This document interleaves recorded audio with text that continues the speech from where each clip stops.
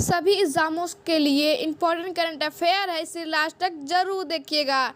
तो आपका पहला प्रश्न यह है कि हाल ही में आदि चुनचुनगिरी और चुनलुआर को मोर अभयारण्य घोषित किया गया है, ये किस राज्य में स्थित है? तो आपका सही आंसर हो जाएगा ऑप्शन नंबर सी, कर्नाटक और केरल राज्य में स्थित है। अब आपका अगला प्रश्न यह है कि हाल ही में एक चंद्रमा क्रेटर का नाम पासांग लाहामू शेरपा के नाम पर रखा गया है, वे किस देश से संबंधित हैं?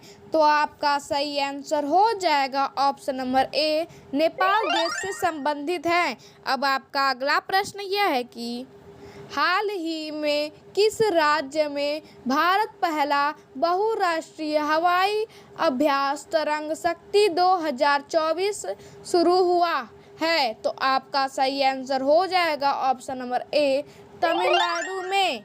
अब आपका अगला प्रश्न यह है कि पोबितोरा वन जीव अभयारण्य जो हाल ही में खबरों में रहा था, किस राज्य में स्थित है? तो आपका सही आंसर हो जाएगा ऑप्शन नंबर डी, असम राज्य में स्थित है। अब आपका अगला प्रश्न यह है कि पेरिस 2024 ओलंपिक पुरुष पोट वॉल्ट का स्वर्ण पदक जीतने वाला मोंडो डुप्लाटिक्स किस देश के हैं? तो आपके सही आंसर हो जाएगा ऑप्शन नंबर बी, स्वीडन।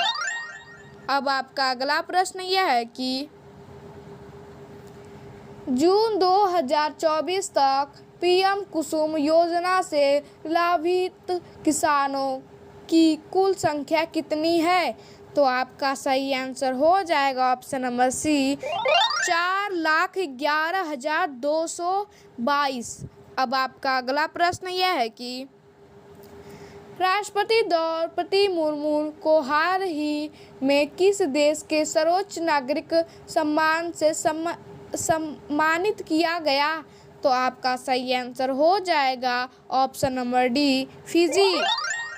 अब आपका अगला प्रश्न यह है कि हाल ही में राष्ट्रीय हथकरघा दिवस कब मनाया गया है? तो आपका सही आंसर हो जाएगा ऑप्शन नंबर ए, 7 अगस्त को मनाया गया है। अब आपका अगला प्रश्न यह है कि हाल ही में हिरोशिमा दिवस 2024 कब मनाया गया था? तो आपका सही आंसर हो जाएगा ऑप्शन नंबर बी, 6 अगस्त को मनाया गया था। अब आपका अगला प्रश्न यह है कि हाल ही में पूर्व क्रिकेटर शाहम थॉप का निधन हुआ है, वे किस देश से संबंधित थे?